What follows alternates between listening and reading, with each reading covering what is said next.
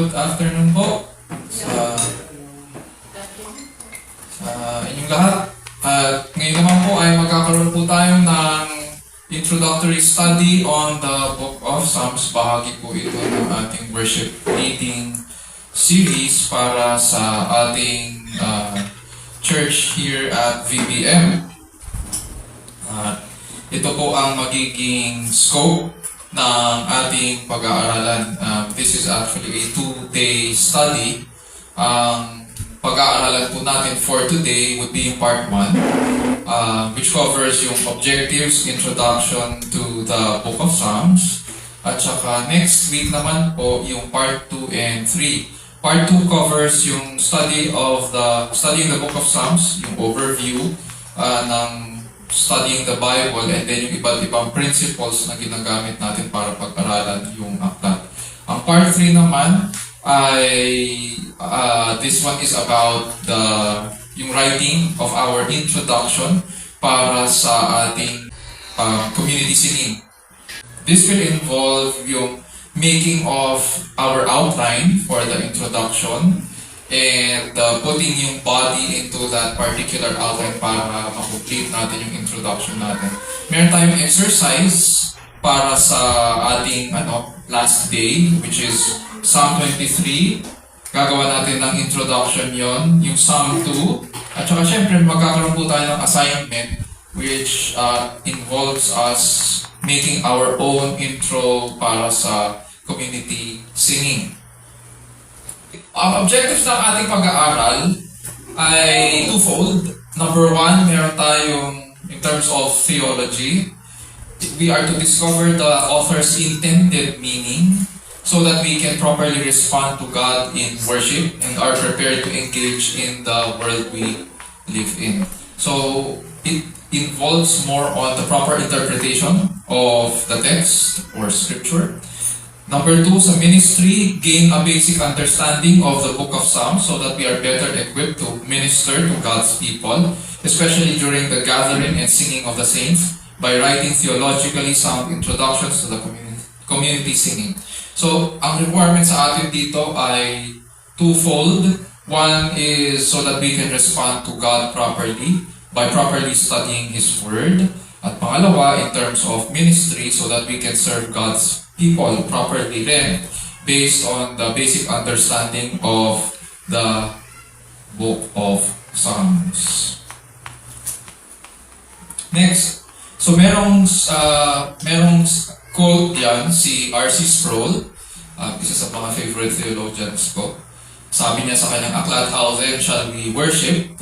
The worship to which we are called in our renewed state is far too important to be left to personal preferences, whims, or marketing strategies. Pleasing God is at the heart of worship. Therefore, our worship must be informed at every point by the Word of God as we seek God's own instructions for worship that is pleasing to Him." So mapapansin po natin, especially sa worship sa atin, from beginning to end, we are informed by the scriptures. Mapapansin nyo, very visible ang Bible from beginning to end ng ating worship. And that is what we want because that is what pleases our Lord.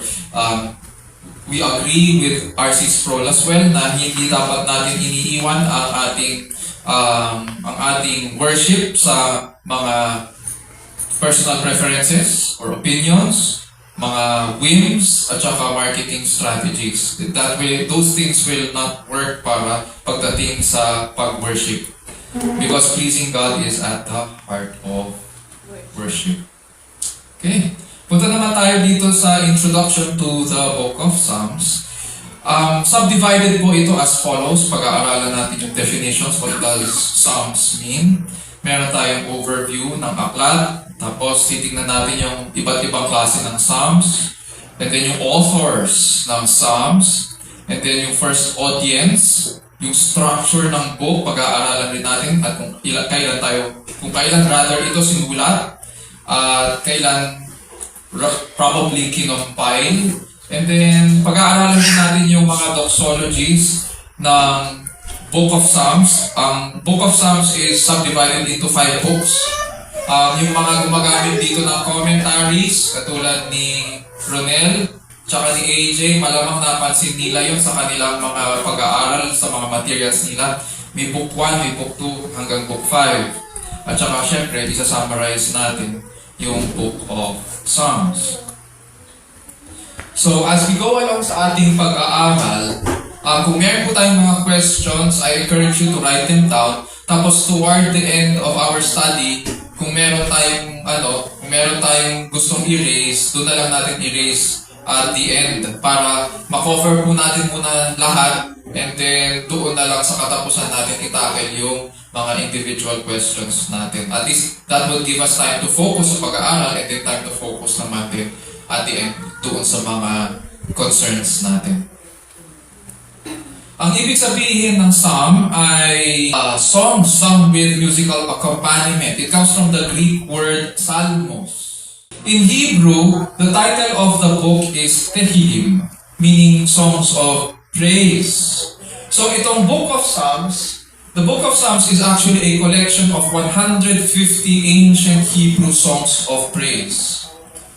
Though ang ibang mga psalms ay considered na mga prayers. Pero all of these are compilations of Hebrew songs dedicated to the worship of God. Tingnan natin bigyan natin ng overview or bird's eye view ang aklat ng Psalms. There are 3 points na kailangan nating matandaan. Number 1, the book of Psalms is written over a period of around 1,000 years. Ganon katagal. Tayo 100 years na, natatagalan na tayo. Ito over a period of around 1,000 years. Number 2, approximately 40% are laments. Ano ba ang laments sa Tagalog? Pagluluksa? Panagkoy. Pwede panagkoy? Pagtaing? Ganon. Ano siya? Very emotional ang Book of Psalms. So 40% are laments, which tells us na itong 40% na ito, makikita natin na karamihan dito sa mga Psalms na ito, it signifies na merong problema yung manunulat. Meron siyang pinagdadaanan. Pangatlo, the Psalms are all about God's promised Messiah King, Jesus Christ. So may isang central character po ang Book of Psalms. And that is Jesus Christ. Unahin po natin yung it was written over a period of 1,000 years. Ang first Psalm na naisulat ay ang Psalm 90. Ang author ng Psalm 90 ay si Moises. And this was most probably written 1,500 to 1,400 BC. Psalm 90 po. Ang sumulat ay si Moises at simulat ito 1,500 years before dumating si Jesucristo.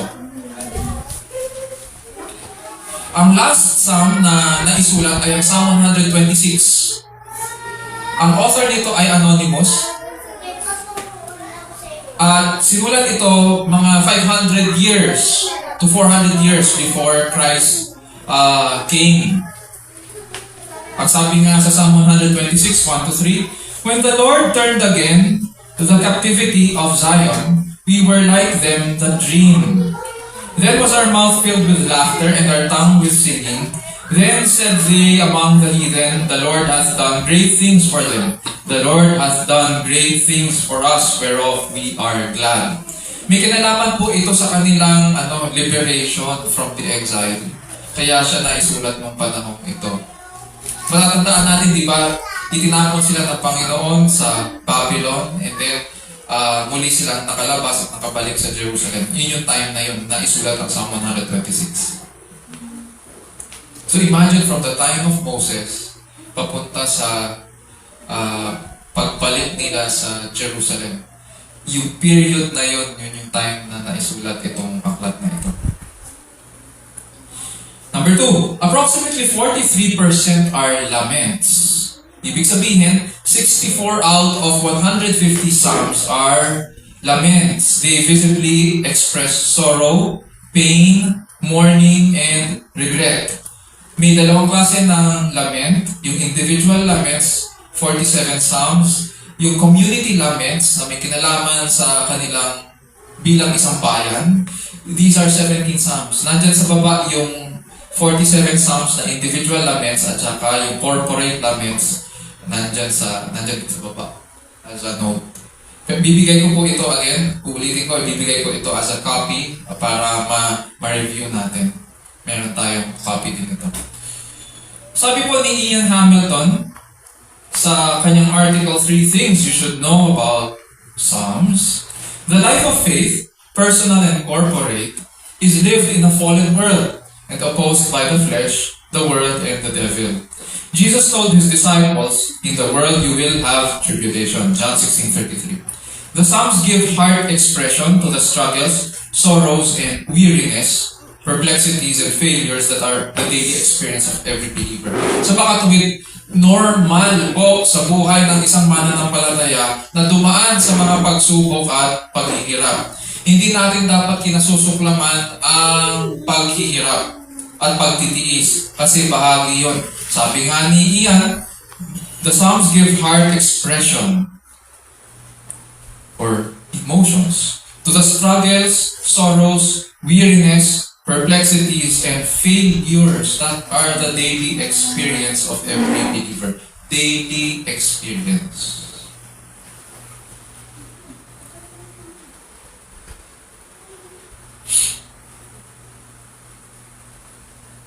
Number 3, punta naman po tayo doon sa central character ng Psalms. Ang Psalms ay isinulat para ipahayag ang pagdating ng pinangakong Mesiyas. So in the Gospels, we read about the following. For example, dito, sa Psalm chapter 2, verse 7, "The Lord said to me, you are my son, today I have begotten you." Mababasa natin yun, di ba, sa New Testament? You are my son, today I have begotten you. It's familiar, di ba?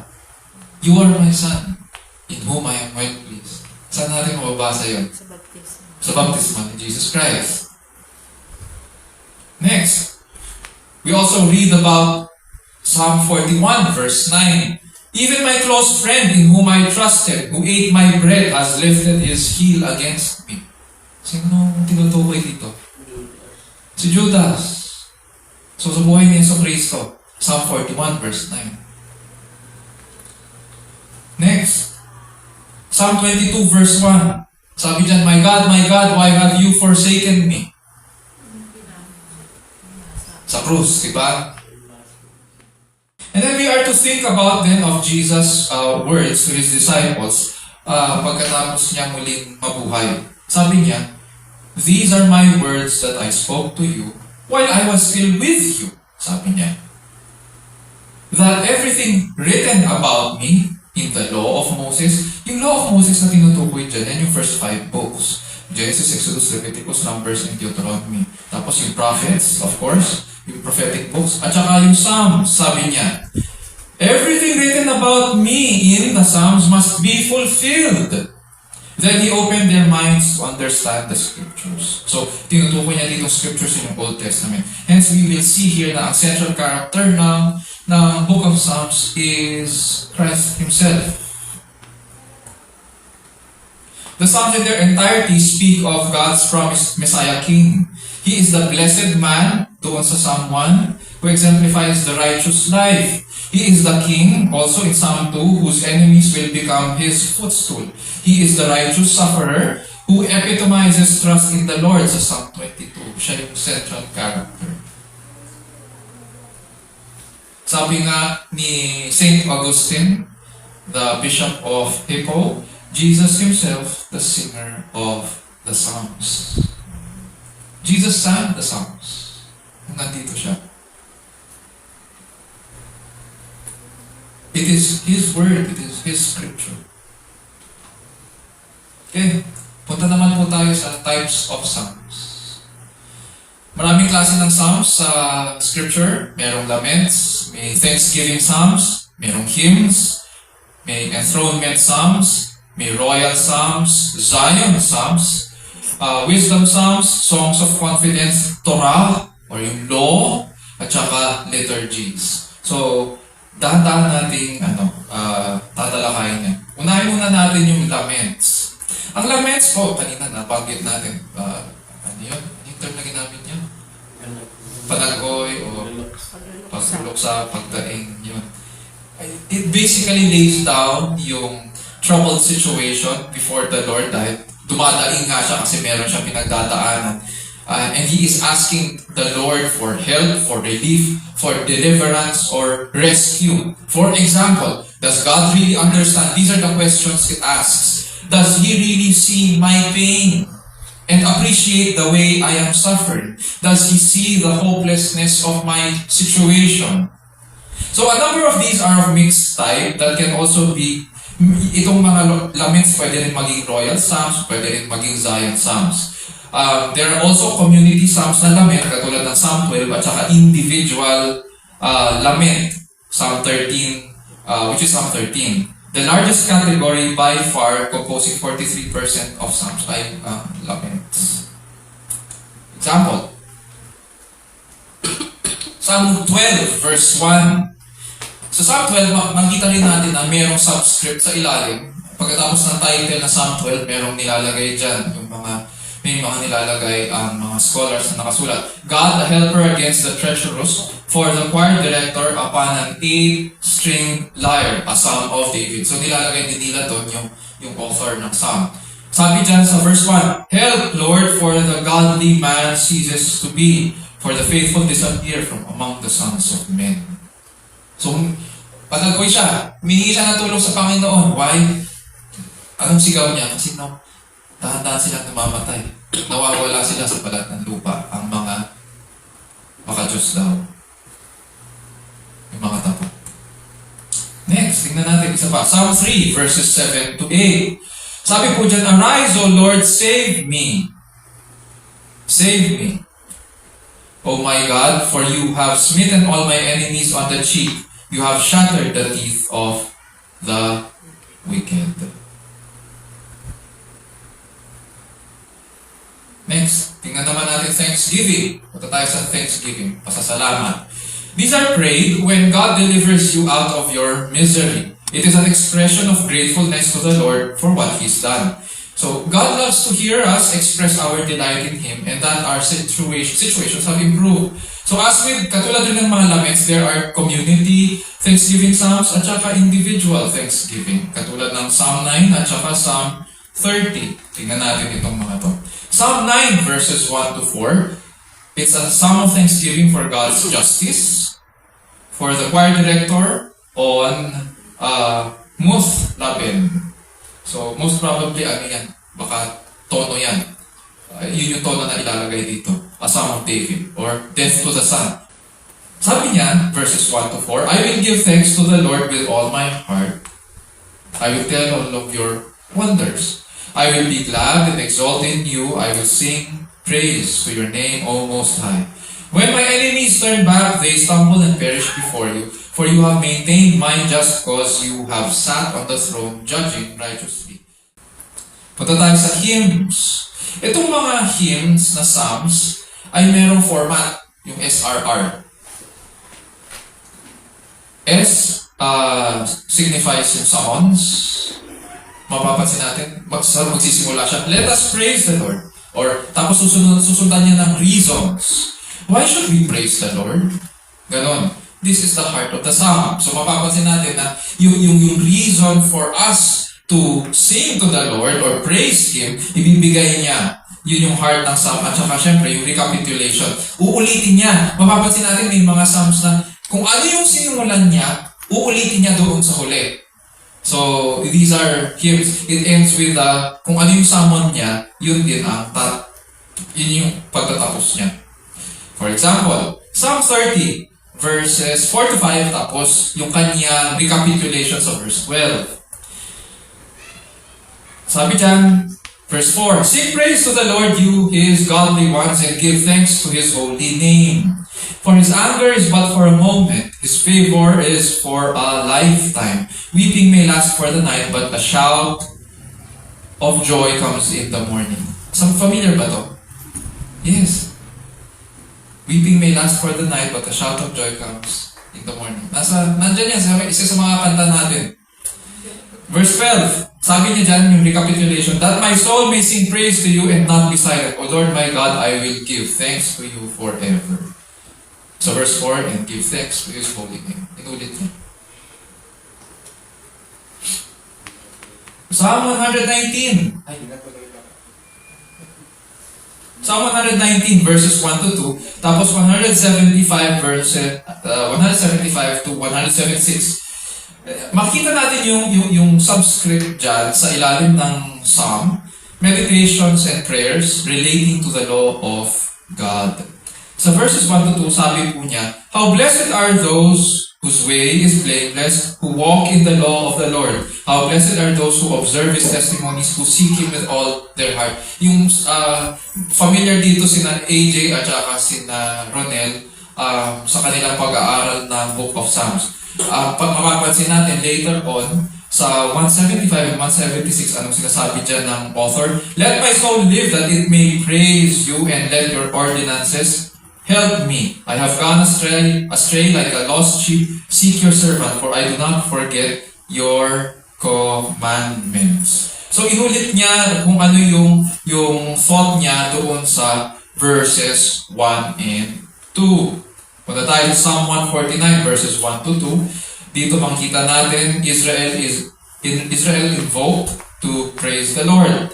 And then verse 9 then. So, sabi niya dyan, praise the Lord, sing to the Lord a new song, and His praise in the congregation of the godly ones. Tapos verse 9, to execute on them the judgment written, this is an honor for all His godly ones. Inulit niya yung command, praise the Lord. So, yun yung hymns. Punta tayo sa enthronement psalms. Sa enthronement psalms, ang emphasis nito is, God is King. It speaks about God's kingship and rule over the whole universe. Ang mga enthronement psalms po, examples nito ay Psalm 2, 24, Psalm 29, 47, 93, 96, 97, 98, 99, at saka 110. So, tingnan natin ang ilan sa mga examples niyan.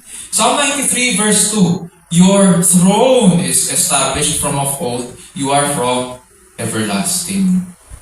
Sa Psalm 123 verse 1, ganito naman ang sinasabi, to you I lift up my eyes, O you who are enthroned in the heavens.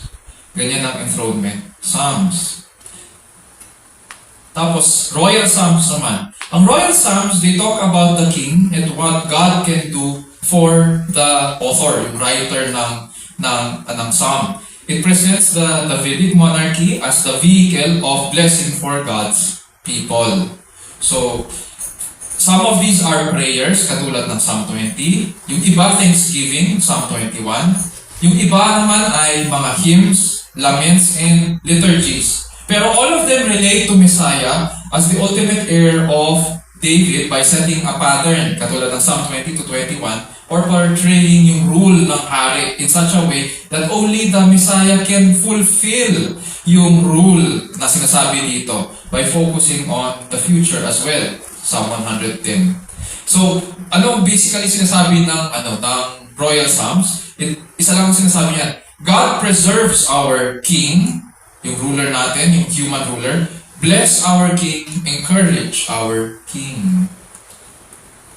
Try natin. Psalm 21, 1 to 2. So, subscript, praise for deliverance for the choir director, a psalm of David.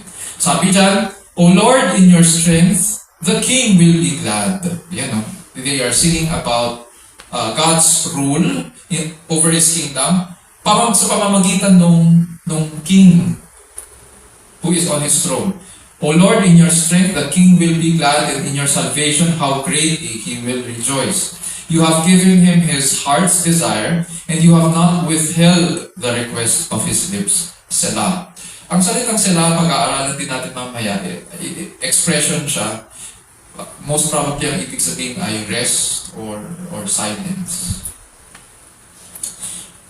Psalm 110, verses 1 to 2. The Lord gives dominion to the king, a psalm of David. Sabi dyan, the Lord says to my Lord, ito saan to?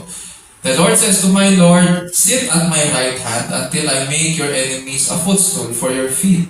The Lord will stretch forth your strong scepter from Zion, saying, rule in the midst of your enemies. Diba? So, it talks about the king of the Lord. Punta tayo sa Zion Psalms. Ang Zion Psalms po, ito ay meron ding format na tulad ng hymns na may SRR. Meron silang summons, meron silang reason and recapitulation. And ang elements nito they present in these psalms are the temple that God has chosen to symbolize His presence among His people, and syempre yung mountain of the Lord, yung Zion, kung saan nananahan ang Diyos at kung saan niya nilagay ang kanyang templo. Ang examples ng mga psalms, na Zion Psalms, ay Psalm 48, 122, 132, at saka 137. Ang Psalm 48, 1 to 2, ganito po ang sinasabi.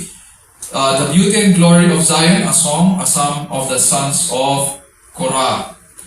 Sabi dyan, great is the Lord and greatly to be praised in the city of our God, His holy mountain.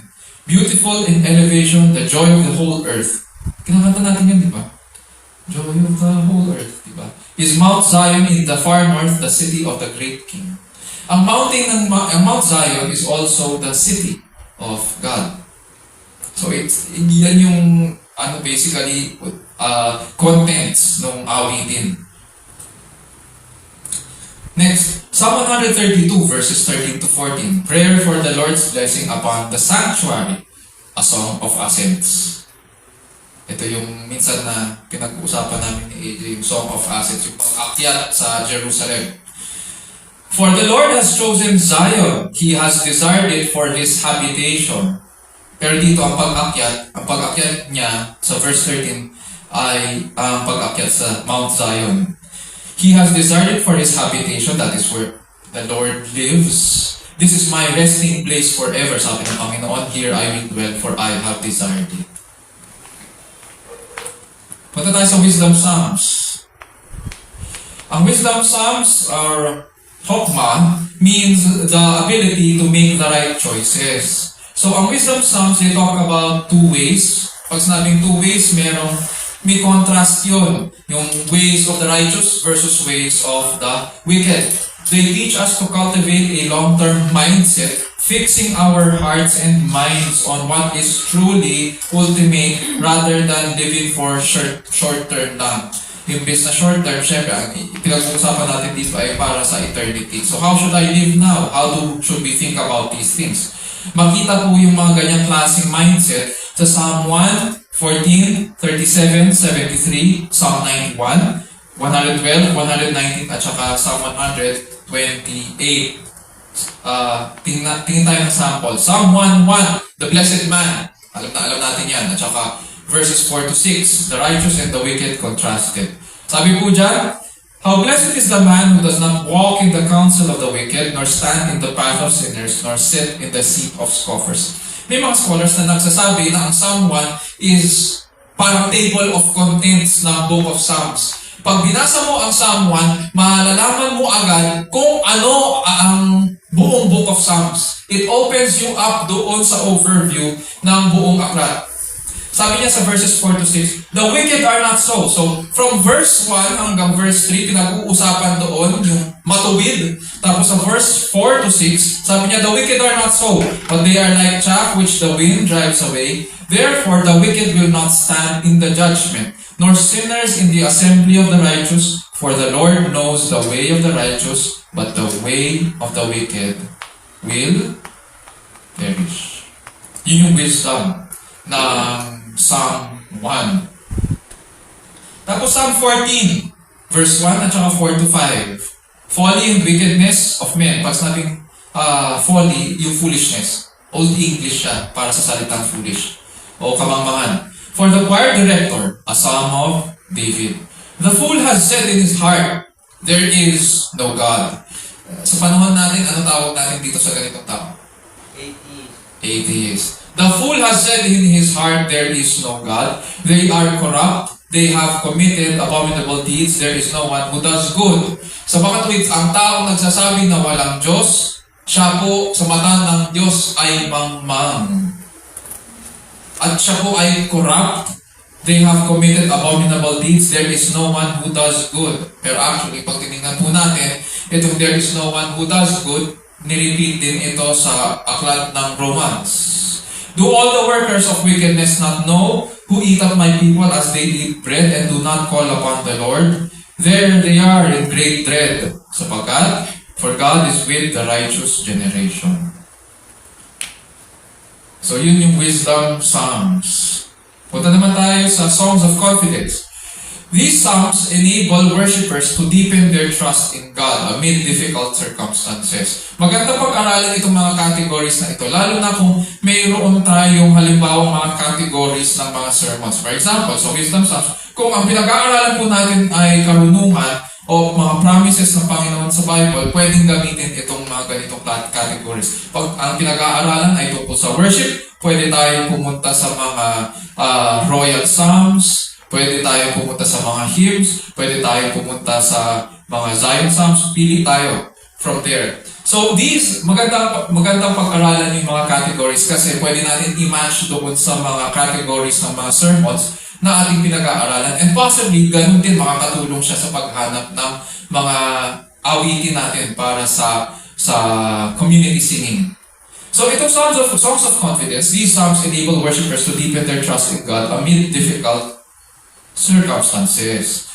Ang examples niyan ay Psalm 11, 16, 23, 27, 62, 91, nandyan ulit. 121, 125, and 131. So, tingnan natin ang Psalm 23, 4-6. Anong Psalm 23? The Lord is my shepherd. Okay. Verses 4-6. Ano sinasabi niya dyan?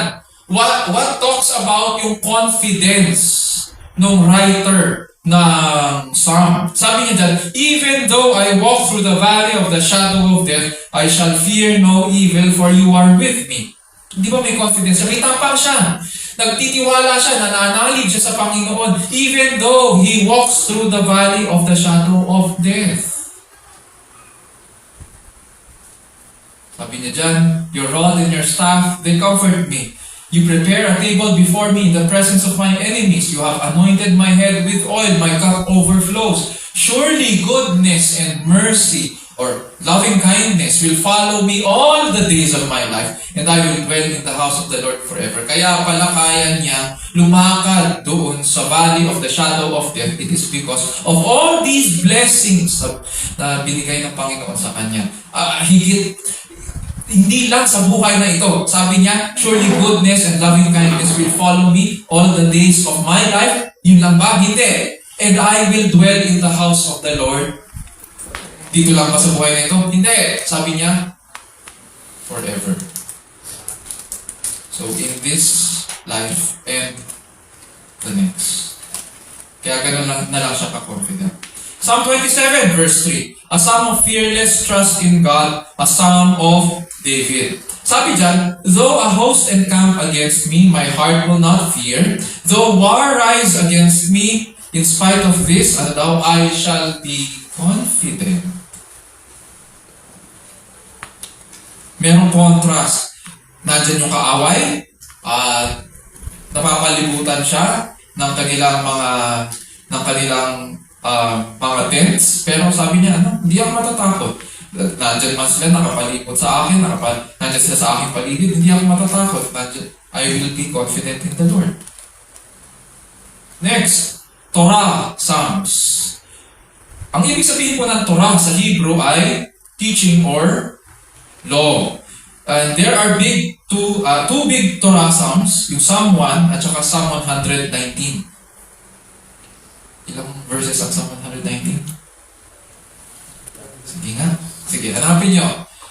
Check nyo, ilang verses ang Psalm 119? Okay. The word law in these Psalms function as a synecdoche or representing the whole Word of God. So, kumbaga, parang yun yung sinasabi ko kanina. Yung Psalm 1 represents yung buong aklat, makikita mo agad siya. from Psalm 1, it summarizes yung buong book and it represents the whole compendium of Psalms. At ganoon din ang Psalm 119. Ang Psalm 119, isa sa mga actually, yun yung pinakamahabang Psalm. 176. Hindi natin gagamitin yung 176 sa Psalm reading natin. Pipili tayo. Mapapansin din natin, pag tinignan natin yung Psalm 119, merong verses doon, group of verses, that represent yung Hebrew alphabet. So, ibig sabihin, sa Hebrew, yung start ng verse, lahat yun, yung letter ng, or yung character ng Hebrew alphabet that it represents. Sample. Psalm 1 verse 2. Sabi dyan, about the righteous man, but his delight is in the law of the Lord. It means, what does this mean? It means that the blessed man delights in all of God's word. Sa Psalm 119 verse 1, sabi dyan, how blessed are those whose way is blameless, who walk in the law of the Lord. So the blessed are blameless because they are faithful in following what? Itong law of the Lord represents yung whole word of God. So kaya siya sinabi na synecdoche. Next, punta tayo sa liturgies naman. Pag sinabing liturgies, ito yung mga words na ginagamit sa worship. So, whenever we talk about liturgies, may kinalaman siya sa order of worship or yung program natin pagkakasunod-sunod sa ating sa mga worship services. In our case, meron tayong order, may liturgy din tayo. And it is incumbent para sa ating mga nasa worship team na memorize dapat sana natin. I-memorize po natin yung pagkakasunod-sunod ng ating liturgy kahit hindi na tayo tumitingin sa ating copy. This category is a catch-all for some hard-to-categorize psalms. Some of these psalms were used to remind a worshiping audience of God's characteristics and their purpose in worshiping them. So, we're worshiping Him rather. So, ang examples nito ay Psalm 15, 51, 90, 95, Psalm 100. Madalas natin kinukote yun. O make a joyful noise unto the Lord. Yun. So, alam natin yun. Psalm 100 and Psalm 118. Psalm 95 verses 1 to 6. I'm praise to the Lord and warning against unbelief. Sabi dyan, O come, let us sing for joy to the Lord. Let us shout joyfully to the rock of our salvation. Let us come before His presence with thanksgiving. Let us shout joyfully to Him with psalms. For the Lord is a great God and a great King above all gods, in whose hand are the depths of the earth. The peaks of the mountains are His also. The sea is His, for it was He who made it, and His hands formed the dry land. Come, let us worship and bow down. Let us kneel before the Lord our Maker. Natatandaan ko nang ginawa namin ito ni AJ ng introduction. Ito yung definition ng praise at pag-worship sa harapan ng Panginoon. Ano yung contents ng maayos na pagsamba. Makikita natin dyan, syempre yung kailangan may pagkilala sa Panginoon bilang manlilikha. Makikita natin yung contents, yung paano niya nilikha ang mga bagay-bagay. He is considered as the rock of our salvation, and we are commanded to come before His presence with thanksgiving. So, may mga contents na ganito para sa liturgies.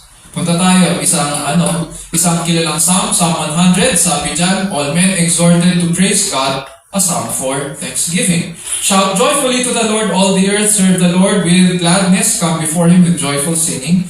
Know that the Lord Himself is God, it is He who has made us and not we ourselves. We are His people and the sheep of His pasture. Enter His gates with thanksgiving and His courts with praise. Give thanks to Him, bless His name. For the Lord is good, His loving kindness is everlasting, and His faithfulness to all generations. So yun yung mga categories ng mga psalms. Again, ulitin natin kung ano yung mga categories ng mga psalms. Nandyan yung laments, thanksgiving psalms, merong hymns. Yung hymns yun yung merong structure ng SRR, meron silang summons, merong reason, and then nandun yung recapitulation, nandyan yung enthronement psalms, speaking of the Lord being enthroned, sitting on His throne, royal psalms. It talks about the king, who is the agent of God's rulership here on earth, and in His kingdom. Nandiyan ang Zion Psalms, which talks about yung dwelling place ng Panginoon in the city above Mount Zion. Nandiyan yung Wisdom Psalms, yung Songs of Confidence, Torah Psalms about the law, at saka yung mga liturgies. Ngayon naman, pumunta po tayo sa author ng Psalms. Ang unang-unang author ng Psalms ay si King David. Si King David po, ang sinulat po niya ay 73 Psalms. Yung iba nilalagay 75. Because dalawa sa mga Psalms ay attributed sa kanya. Yung Psalm 2, sinabi na siya ang sumulat, pero malalaman lang natin yun sa Acts chapter 4, verse 25. At saka yung pangalawa, yung Psalm 95, ina-attribute din sa kanya kasi pinanggit sa Hebrews 4:7. So, 75 Psalms ang sinulat ni Haring David. Yung 73, nandun yung ayon sa mga scholars, siya yung sumulat. Ang next author ng Book of Psalms ay si Asaph. He wrote 12 Psalms. Ang sinulat po niya ay Psalm 50 at saka Psalm 73 hanggang 83. So, yun yung collection niya. Ang third writer ng Book of Psalms ay ang Sons of Korah. So, 11 Psalms ay associated sa Sons of Korah. Ito yung mga Psalm 42, 44 to 49, 84 to 85, at saka 87 to 88. Next. Hindi natin naisama si Solomon, ano? Si Solomon, ang naisulat niya ay dalawa lang. Naisulat ni Solomon 2 Psalms, yung Psalm 127 at saka Psalm 72. Tapos, ang Psalm 1, ang sumulat ay si Ethan the Ezrahite. Sinulat niya, one Psalm lang, Psalm 89 ang naisulat pala niya. Next. Si Heman the Ezrahite, siya yung sumulat ng Psalm 88. Na pag-aralan na natin ito kay Heman, siya yung sinabi niya, siya yung nagsabi na simula ng pagkabata niya, nakakaranas na siya ng depression. Ang dami niyang pinagdaanan. Hanggang sa pagsulat niya ng psalm na yun, hindi pa nare-resolba yung kanyang nararamdaman. May mga pagkakataon na tahimik ang Panginoon. And ang sabi niya, sa pinaka-end ng psalm niya, and darkness is my only friend. Yung ganun yung pagkakasabi niya sa kanyang psalm. Next.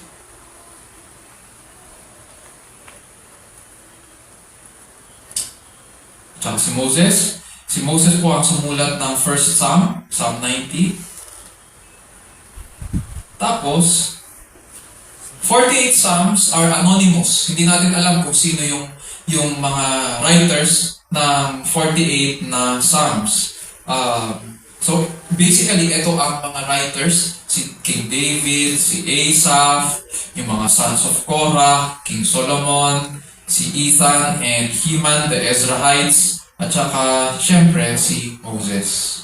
Sila ang mga writers or authors of the Book of Psalms. Sino ang audience ngayon? If there are writers, definitely there should be audience. Ang audience ng original audience sa Book of Psalms ay hindi tayo. Ang first recipients ng Book of Psalms ay ang Israelites, the people living in the land. Each of the Psalms was first intended for a particular audience, and so sometimes the Psalm title is suggestive kung sino at para kanino yung Psalm na yon. Example, the Song of Ascents sa Psalm 120 hanggang 134 were evidently composed as songs for Israelite travelers to sing as they were going up to Jerusalem. Kasi every year, nagta-travel sila papunta sa Jerusalem para sa annual Day of Atonement. Doon sila magsasacrifice sa temple. Parang na tayo ni Jesus Christ, di ba? Yun yung tayong na umaakyat ang mga tao. Di ba? Naglalakbay siya pababa mula sa Galilee in the north papunta sa Jerusalem. And marami siyang kasabay, di ba? Maraming kasabay, marami siyang along the way. Dumaan po siya sa Jericho at nakilala niya si Zacchaeus, mga ganun. So, kasama niya yung mga tao papaakyat ng Jerusalem. Punta tayo sa structure ngayon. Sabi ko kanina, ang Book of Psalms ay may 5 books. So, ang sabi ng mga scholars, itong 5 books daw ng Psalms, they reflect yung first 5 books of the Bible.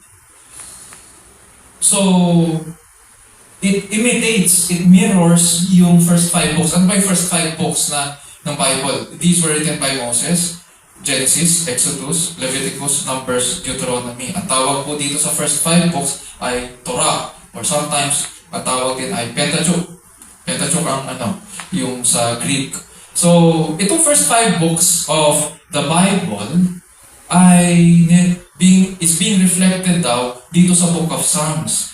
Ang Book 1 ng Psalms ay composed of Psalm 1 and 2, 3 at saka 3 hanggang 41. Ang introduction niya ay Psalm 1 and 2, tapos yung 3 hanggang 41. Yun yung content or composition ng Book 1. Ang Book 2 ay Psalm 42 hanggang 72. Ang Book 3 ay Psalm 73 hanggang 89. Ang Book 4, Psalm 90 hanggang 106. At saka Book 5, Psalm 107 at saka 150. Makikita natin yung overview ng mga books mamaya pag tinignan natin yung mga doxologies nila.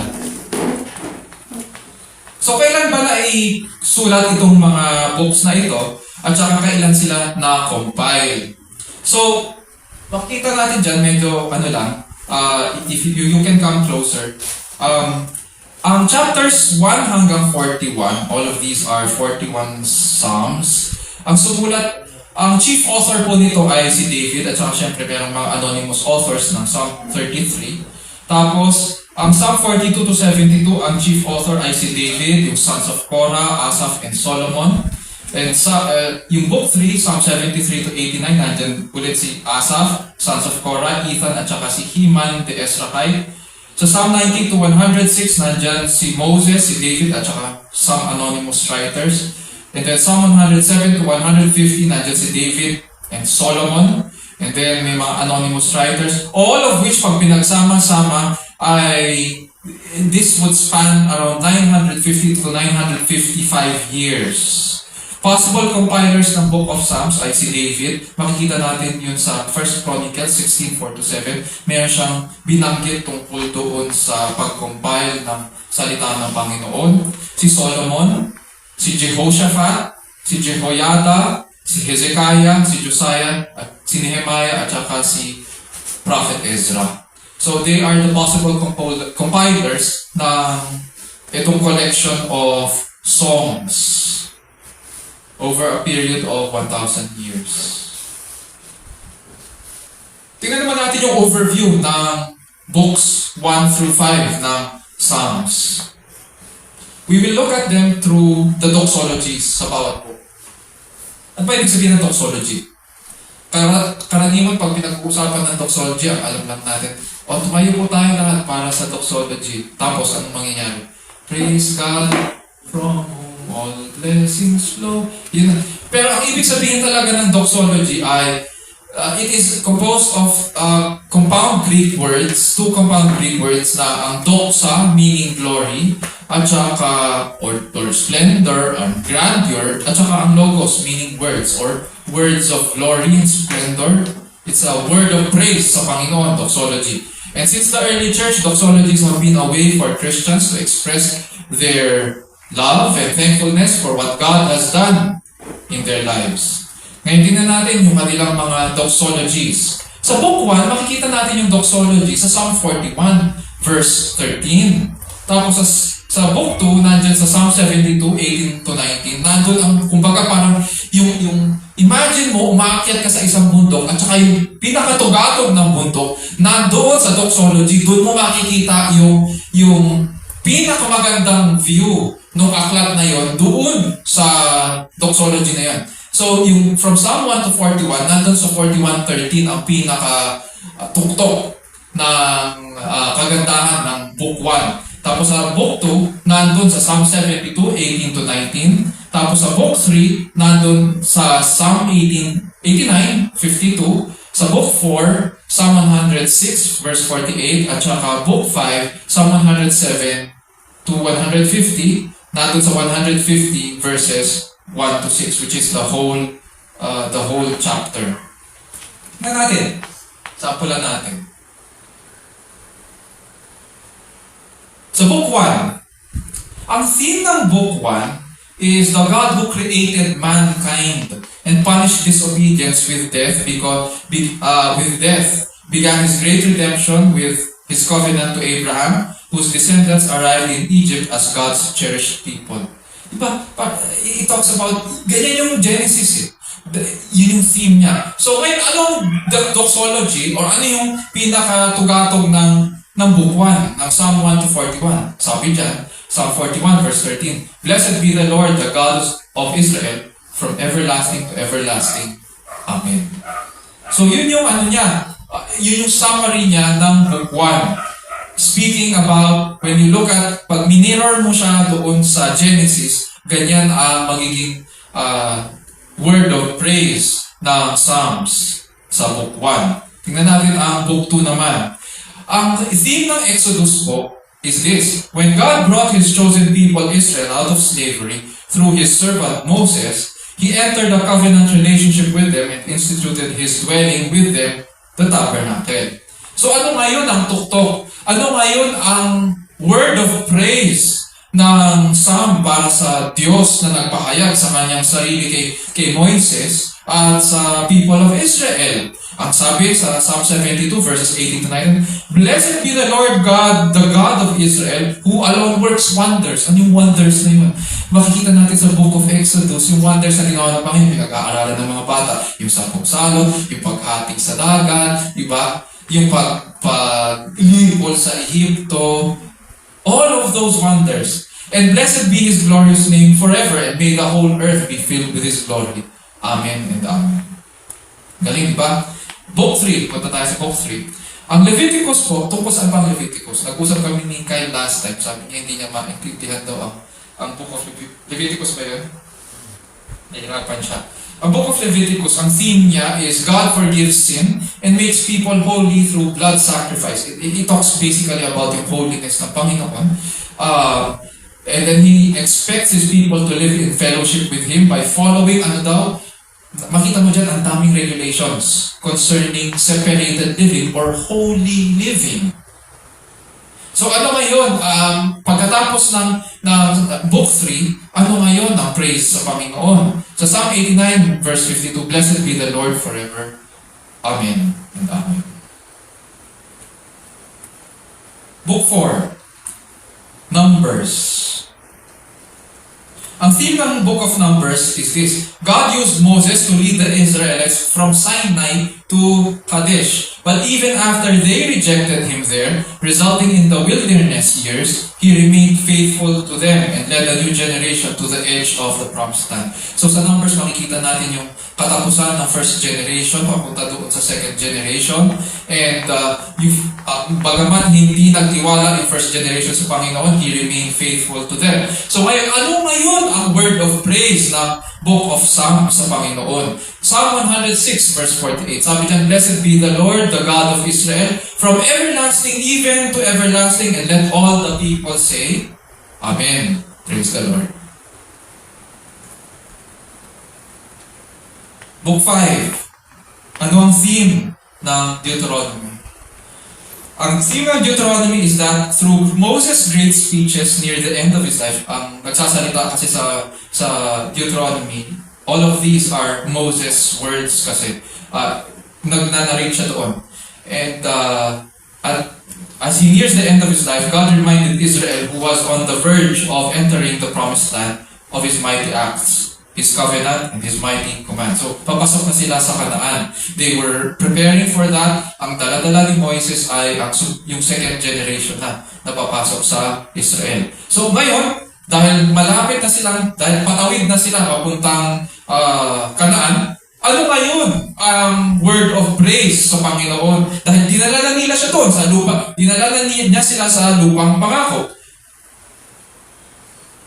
Psalm 150, verses 1 to 6. Praise the Lord. Praise God in His sanctuary.